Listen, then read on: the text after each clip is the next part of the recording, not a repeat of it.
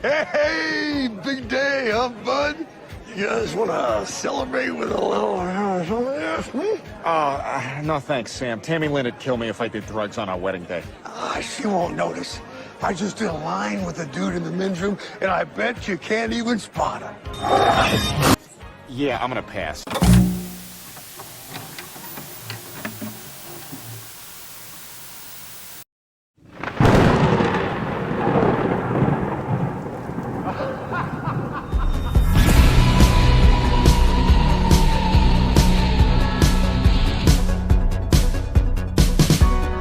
Welcome, ladies and gentlemen, to the Delta Vidcast. I'm Jim. And I'm Caitlin. And today, we're here to talk about the legendary, the infamous Cocaine Bear. Woo! Yeah, that's right, Cocaine Bear. Now, this is one of those movies that when it first came out, we were actually lucky enough to see it with that group. It comes up a lot on this channel, all right? But we went and saw it at a Thursday night terror, screening. They're like, "Hey, we're showing it here first at Thursday night terrors. Come on down." So we did. And we had a great time. Mm-hmm. It was a lot better and a lot less corny than we thought it was going to be. Because you're like Cocaine Bear, it kind of brings up like, Sharknado kind of vibes, and it's like, what is that? But see, the allure of this movie was, it was based on a true story. And I got to tell you, I love horror movies that are based on true stories. Yeah. So this one is a true story. We're going to get into that just a little bit. All right. It all started back in September of 1985. This guy, Andrew C. Thornton II, seems like a regular guy, right? And for the most part, at first he was. He was into law enforcement. He was a lawyer, a part-time drug smuggler, the no big deal, the works, Yeah.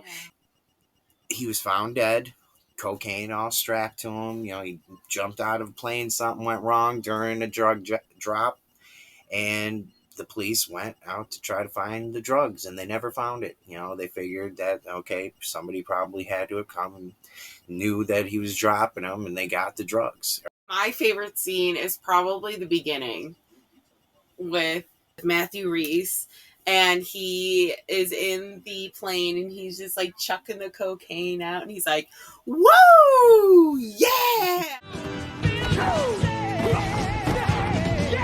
That was probably the most accurate part of this whole movie, because everybody who knew Andrew Thornton said the same thing, that he was that wild guy that was just like, he'd toss a couple rounds in the air and like kick back a beer and just like party, and like that's the kind of guy he was. But everybody was cool with him. He had a birthday party for himself, and he invited all his friends, and he parachuted into his own party. Like, come on. So I feel like that's why the beginning of this movie is so accurate, because doesn't he like bang his head on the airplane? I feel like that probably happened. I don't feel like there's any other explanation. There was no sabotage. It's not like he's like a brand new parachuter. No, he hit his head because he got cocky and knocked himself out, and that was it. Yeah, just hit the ground. Some old guy's like, "I think there's a dead body on my lawn. Maybe I should go check that out." Then he went and had breakfast for a couple hours. He called his kids on the phone. They're like, yeah, whatever, Dad. That's what happened. No, it's true. Like, seriously. This is like the wildest true story ever. And then he went out there and he was like, "Yep, there's a dead boy on my lawn." And then called the cops, and the cops were like, "Holy shit, there is a dead guy on his lawn." Long story short is, jumps out of the plane. Nobody's really sure what happened at that point, except for it didn't work out for him in the end. He hits the ground dead. He's got cocaine strapped to him. You know what I mean? He's gonna do some crazy James Bond kind of stuff. But he died. All right, zeroed himself out. But the thing is while authorities were kind of scanning the area, they found a dead bear who had cocaine in its system. And that bear sparked a legend, right, that spanned decades, apparently, even to the point where there's people who claim to have the stuffed cocaine bear on display, nicknamed Pablo Escobar. That's like the perfect name for the bear. Yeah, you know what I mean? So it's just like, the bear died from that booger sugar. And it had been dead for a few weeks and was really decomposed and kind of a messed up condition. All right, they brought it back and they're like, hey, let's like see what happened to this bear. And turns out the bear had ingested, about 6 grams of cocaine, which, pure uncut stuff like the dude was smuggling. That's a lot of cocaine. All right. And the bear probably went off on a little bit of a trip and he died. All right. They found the body decomposed. It was messed up, right? But they figured out, like, okay, yeah, this thing ate some cocaine, so it's got to be up there. They never found any bear, all right? What happened after that? Well, the legend goes that after they did their little examination, the coroner, sent it off to get stuffed by his taxidermy friend who was super duper awesome, and he's like, hey man, that shit's super decomposed, all right, but you came to the right guy, all right, I'm gonna stuff it and it's gonna be cool, right? And he did. He stuffed it and it was cool, all right. And then he went and he put it on display and somebody stole it, man, all right. They stole it and then they took off with it and they sold it to Waylon Jennings, all right. And he was just like, hey, man, this is the cocaine bear. Holy shit. I'm going to Vegas, baby. We're going to make some money. And he went to Vegas and he brought the cocaine bear with him and he made some money. And then it just went off and, ended up in this like store in Kentucky, and people were like, hey, come see it.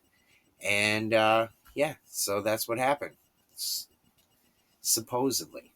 There's this store and they have all this cocaine bear stuff and they got the stuffed bear and everything, but it is not the real cocaine bear. Let's just let the cat out of the bag now. It's a really fun thing to go and see, but it's more like a tribute to Cocaine Bear than the actual cocaine bear. This is just a tribute. He was very well decomposed when they found. I think it was a her, right? It was a girl. So when they found her, see, that's where I disagree with you. It's like, maybe that's not the real actual one, but the real one's gone, right? Yeah. It's the legend that lives on, all right. But the legend of Cocaine Bear was way hardcore. Boom! And this thing, people came from miles around to see it and to take pictures and they bought shirts. Is it or is it not the Cocaine Bear though? Okay, fair enough. So as soon as it came out on DVD, we went and got the Maximum Rampage edition of Cocaine Bear.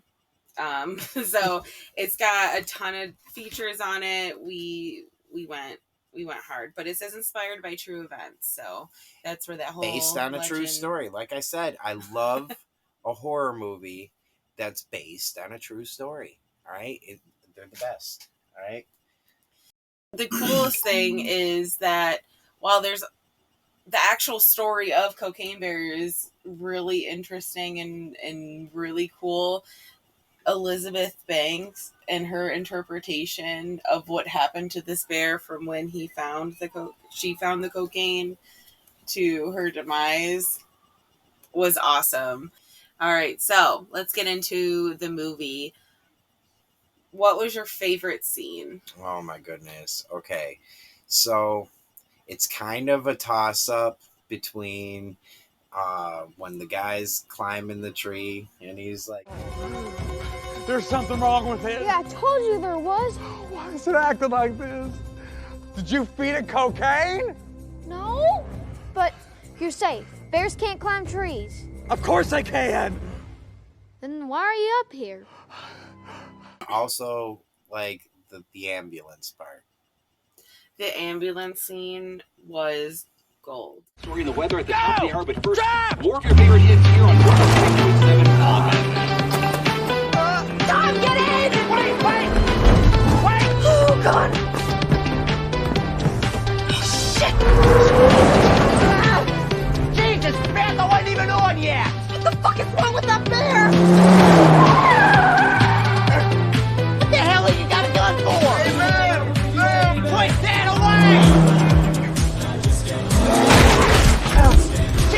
Shoot it! Shoot it! Shit! Kill it! Not to treat a big fucking bear! Shut up! Why is it chasing us? Tom, touch! Shut the fucking door! Close the fucking door, you dumbass! Stop yelling at me!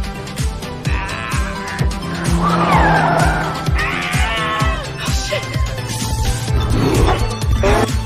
Bam! Speed up!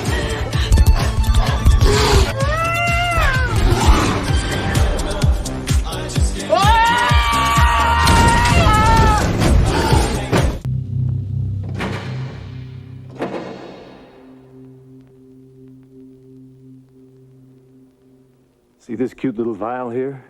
It's crack, rock cocaine, the most addictive form. You think it's the glamour drug of the 80s? Well, that's the point of this friendly little reminder. It can kill you. And if you've got to die for something, this sure as hell ain't it.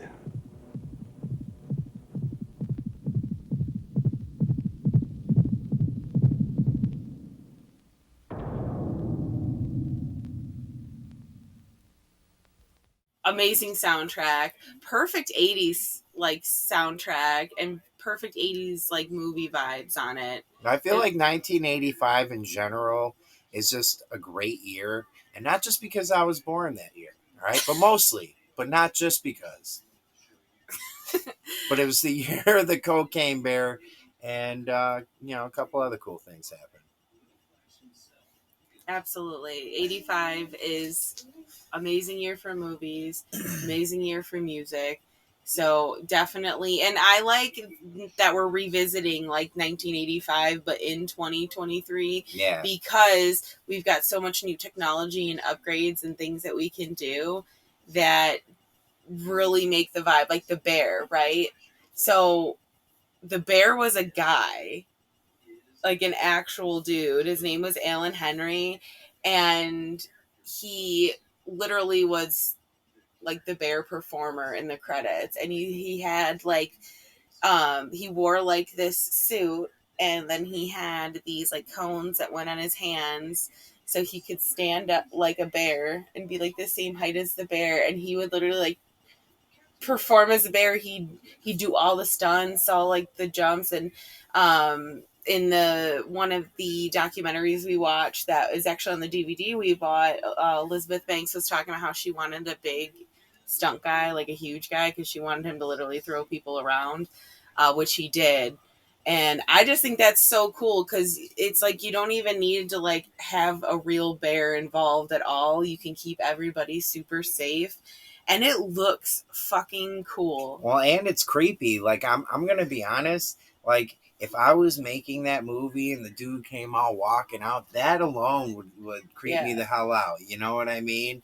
And I also like though, like when we watched that making of documentary thing, finding out that the little boy from that movie had worked with that guy before on the show Sweet Tooth. It probably made his performance even better because he knew somebody on set. You know, it wasn't just a bunch of really seasoned actors that he didn't know. And the kid, he can act. All right. Oh yeah. He had some. He had He had some zingers in there. Fuck! Shit! What the hell? This is as good as the shit I normally do. How much do you think this stuff is worth? Let's sell drugs together. Oh, it's usually more powdery on the streets. Kind of seems like the thing that stays with a man forever. It was far! Hey, that's inappropriate. That's the thing about this movie is like I kind of like I put it up there with like Jaws a little bit. Mm-hmm. You know what I mean? It's like it's one of those things that kind of like make you think. You know, you have to respect nature because sometimes it bites back. You took a bite out of my ass! You know what I mean? It's like this bear goes to town on that cocaine, The and bear's then like literally following its nose like Toucan Sam to the next freaking bag of coke. yeah, and then she's even gotten like her kids doing coke too. Yeah, 100%. That bear needs to watch some PSAs. It looked like little little polar bears when they found them. Yeah. Yep.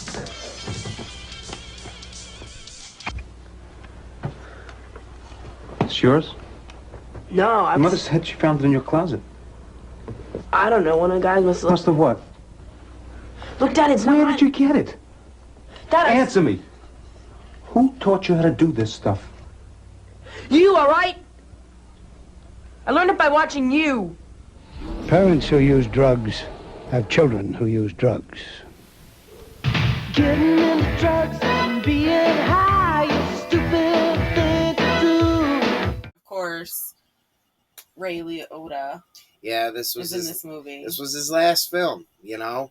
And it's funny because one of the things that kind of people remember Ray Liotta for, actually there's a couple things, and you know, they both kind of revolve around cocaine, so it's only fitting that his last movie was Cocaine Bear. Like, the first thing was Goodfellas, all right? And it's just like, there's that whole freaking part where, you know, he's like got the helicopter chasing him and he's all wired out because he's selling coke, and then there's that part where his girlfriend flushes the coke down the toilet. Okay, so there's that movie, right? And then it wasn't a movie, it was a video game, but Grand Theft Auto Vice City, he was the voice of Tommy Vercetti, and it was basically a remake of Scarface.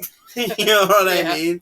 So it's like, yeah, you know, it was a really good get, I think, you know, on her part to get Ray Liotta in that movie, because he definitely steals the show, even though he only gets a couple minutes of runtime. Like, he's hardly in the movie, but he was all. like a badass in the movie too, because 100. he just like shows up out of nowhere taking care of business. Nobody's going anywhere. His son's like the nicest guy. He's like the nicest like thug's son ever. And then his best friend David in the movie is Ice Cube's son. Yeah. And his name is O'Shea Jackson Jr. O'Shea is known for playing his dad in Straight Outta Compton. Yeah. So, but the thing is, in this movie, he like plays his dad. He is like perfectly Ice Cube in every Ice Cube movie. He like wears the basketball jerseys and with the shoes and like the chain. He definitely had some like, you know, Craig from Friday vibes going on in that For movie. For real. Who else was in that movie? We had Carrie Russell was the mom from Dawn of the Planet of the Apes. Oh yeah. So she did really good. And then we had Alden Ehrenreich, who was Han Solo in the new Solo movie. Wait, that guy played Solo? Yes. Wow. Now that I know that, I think I'm going to go and watch that Solo movie. I've been kind of avoiding it. That's how I feel about Sweet Tooth. That's why I want to go finish it. Same. The kid's in it. Well, it's like, and then you have the cop too, the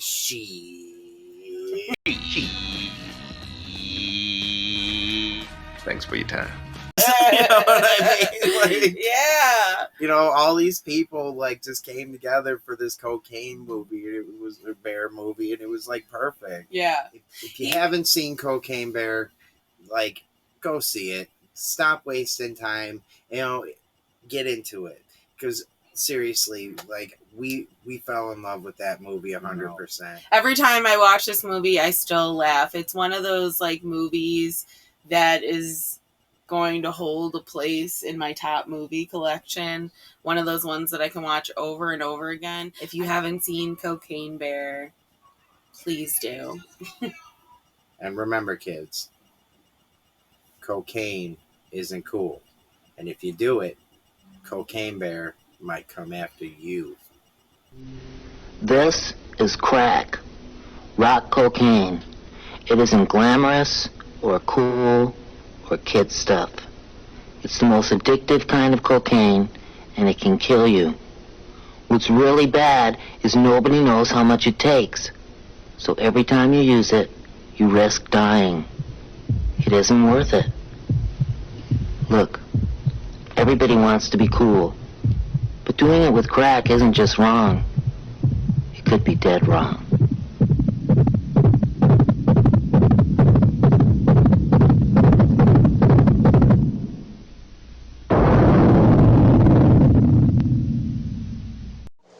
get angry just thinking about it makes me mad. Little kids doing drugs, it turns my stomach. That stuff hurts. It stops you from living up to your potential. It holds you back. It hurts the user. It hurts his family. And it hurts his friends. I just want to shake some sense into you kids that are using drugs and thinking about using. So remember, don't, or else. Okay?